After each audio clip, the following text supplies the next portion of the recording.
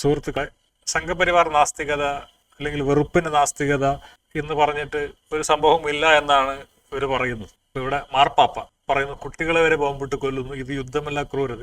Okay, മാർപ്പാപ്പ ഒരു മതത്തിന്റെ അല്ലെങ്കിൽ ഒരു രാജ്യത്തിന്റെ നേതാവാണ്, ഒക്കെ പോട്ടെ, അത് വേറെ വഴി. ക്രിസംഖികൾക്ക് വേണ്ടിയിട്ടാണ് ഇത് കാണിക്കുന്നത്. പല ക്രിസംഖികളും കത്തോലിക്കരല്ല, മാർപ്പാപ്പയെ അംഗീകരിക്കുന്നവരുമല്ല, നാസ്തികരായ ക്രിസംഖികളുണ്ട്, അത് വേറെ കാര്യം. അന്താരാഷ്ട്ര കോടതി നെതന്യാഹുവിനെ ക്രിമിനലായിട്ടാണ് പ്രഖ്യാപിച്ചിട്ടുള്ളത്. ഇപ്പോൾ കോടതി എന്ന് പറയുമ്പോൾ 102 രാജ്യങ്ങളോളം അംഗമായിട്ടുള്ള ഒരു കോടതിയാണ്. മിക്ക ക്രിസ്ത്യൻ രാജ്യങ്ങളും അംഗമായിട്ടുള്ള കോടതിയാണ്, അതൊരു മുസ്ലിം കോടതി ഒന്നുമല്ല. അപ്പൊ അവര് വരെ പറഞ്ഞു, അവര് ഇസ്രായേൽ മാത്രമല്ല യുദ്ധക്കുറ്റം ചെയ്തിട്ടില്ല, ഹമാസും യുദ്ധക്കുറ്റം ചെയ്തിട്ടെന്ന് പറയുന്നുണ്ടോ? അതാണ് തെളിവുകൾ അവർക്കെതിരാണെങ്കിൽ അത് നമ്മൾ അംഗീകരിക്കണം. പക്ഷെ ഇവിടെ നാസ്തിക മോർച്ചക്കാർ പറയുന്നത് അതെങ്ങനെയാണ് അന്താരാഷ്ട്ര കോടതി പറയുന്ന, അന്താരാഷ്ട്ര കോടതി കളിയാക്കുക, പിന്നെ തന്നെ UN സെക്രട്ടറിയൊക്കെ അവഹേളിക്കുകയും അറസ്റ്റ് ചെയ്യുന്നൊക്കെ അങ്ങനത്തൊക്കെ പറയുന്നുണ്ട്. അപ്പൊ അതൊക്കെയും അനുകൂലിക്കുന്ന നാസ്തിക മോർച്ചക്കാർ, ഇസ്രായേൽ എന്ത് ചെയ്താലും അനുകൂലിക്കുന്ന നാസ്തിക മോർച്ച. ഇസ്രായേൽ എന്ന് പറയുന്നത് ഒക്കെ വർഗരാജ്യമാണ്, മതരാജ്യമാണ്. അപ്പൊ ഇങ്ങനെ ഒരു വർഗരാജ്യത്തിന് വേണ്ടിയിട്ട് എന്തുകൊണ്ട് ഇവർ വാദിക്കും? ഞാൻ സൗദിക്ക് വേണ്ടി വാദിച്ചാൽ നിങ്ങൾക്ക് തന്നെ ISIS നാസ്തികത എന്ന് വേണമെങ്കിൽ വിളിക്കും, അതിൽ യാതൊരു കുഴപ്പമില്ല. ഞാൻ ഇറാന് വേണ്ടി വാദിച്ചാൽ നിങ്ങൾക്ക് തന്നെ അങ്ങനെ വിളിക്കും. ഇറാൻ ചെയ്യുന്നതെല്ലാം ശരിയാണ്, അവിടെ സ്ത്രീകൾ അടിച്ചമർത്തുന്നതൊക്കെ ശരിയാണെന്ന് പറഞ്ഞാൽ നിങ്ങൾക്ക് തന്നെ ISIS നാസ്തികൻ എന്ന് വിളിക്കാം. ഇസ്രായേലിന് വേണ്ടി ഡെയിലി ഇരുന്നിട്ട് ലൈവ് ചെയ്യുക, ഇസ്രായേലിനേക്കാളും ജൂതന്മാരെക്കാളും ബെഞ്ചമിൻ നെതന്യാഹുവിന്റെ ഓഫീസിൽ ഇരിക്കുന്ന ആളുകളെക്കാളും കൂടുതൽ ഇസ്രായേൽ പ്രേമം കാണിക്കും. ഖുർആനിൽ പാലസ്തീൻ ഉണ്ടെന്ന് ചോദിച്ചു. മുസ്ലിം രാജ്യങ്ങൾ മാത്രമല്ല പാലസ്തീൻ അംഗീകരിക്കുന്നു. ലാറ്റിൻ അമേരിക്കയിൽ മുസ്ലിങ്ങൾ വളരെ കുറവാണ്. സെൻട്രൽ അമേരിക്ക, ആഫ്രിക്ക മൊത്തം, ലോകത്തെ മിക്ക രാജ്യങ്ങളും, ബഹുഭൂരിപക്ഷ രാജ്യങ്ങളും അംഗീകരിക്കുന്ന ഒരു രാജ്യമാണ് പാലസ്തീൻ. അതെന്താണ് നാസ്തിക മോർച്ചക്കാർക്ക് മനസ്സിലാവാത്തത്? അപ്പൊ ഇന്ത്യ പാലസ്തീനെയും ഇസ്രായേൽ അംഗീകരിക്കുന്നു. ഇതിൽ നീലയിൽ കാണുന്നത് ഇസ്രായേലിനെ മാത്രം അംഗീകരിക്കുന്ന ആളുകളാണ്, പച്ചയിൽ കാണുന്നത് പാലസ്തീനെ മാത്രം അംഗീകരിക്കുന്ന ആളുകളാണ്. 2 രാജ്യങ്ങളെയും അംഗീകരിക്കുന്ന രാജ്യങ്ങളാണ് ലോകത്ത് കൂടുതലുള്ളത്. അപ്പൊ ഇതൊക്കെ ഒരു സത്യമാണ്.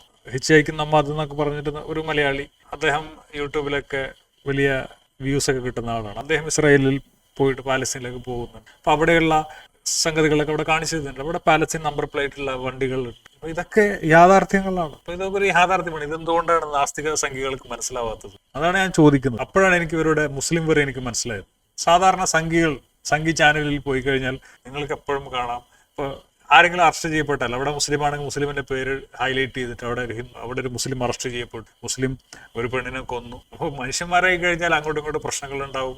ചിലവന്മാര് തീവ്രവാദികളായിട്ട് മാറും, ചിലവന്മാര് ക്രിമിനലായിട്ട് മാറും. ഇത് എല്ലാ മതങ്ങളും നടക്കുന്നു. ഇത് ജയിലുകളിൽ മുസ്ലിങ്ങൾ മാത്രമാണോ? കേരളത്തിലെ ജയിലുകളിൽ മുസ്ലിങ്ങൾ മാത്രമാണോ? അല്ല, എല്ലാ മതക്കാരും ഉണ്ട്. ഇപ്പൊ ഇന്ന് ഒരു ആളെ അറസ്റ്റ് ചെയ്തിട്ട് കൊലപാതകത്തിൽ, അങ്ങനെ ഇന്നലെ മുന്നേ ഞാൻ ശിക്ഷിക്കും. അപ്പൊ അവരുടെ മതം നോക്കിയിട്ട് ഇങ്ങനെ ആ മതം ഇങ്ങനെ ഹൈലൈറ്റ് ചെയ്തിട്ട് പറയാന്ന് പറഞ്ഞാൽ അതെന്ത് നാസ്തികതയാണ്? അങ്ങനെ നാസ്തികത പറഞ്ഞതുകൊണ്ട് സമൂഹത്തിൽ ഒരു മുസ്ലിമിനെ മാറ്റാൻ പറ്റില്ല. ഇപ്പൊ രോഗത്തെയാണ് നമ്മൾ ടാർഗറ്റ് ചെയ്യേണ്ടത്. എനിക്ക് ഇവരോട് പ്രത്യേകിച്ചിട്ടും ഇവരുടെ പ്രഭാഷണങ്ങളും സംഘികളുടെ പ്രഭാഷണങ്ങളും നോക്കിക്കഴിഞ്ഞാൽ എന്തെങ്കിലും വ്യത്യാസം നിങ്ങൾക്ക് അനുഭവപ്പെടുന്നുണ്ടോ എന്ന് നിങ്ങൾ കാണുക, മനസ്സിലാക്കുക.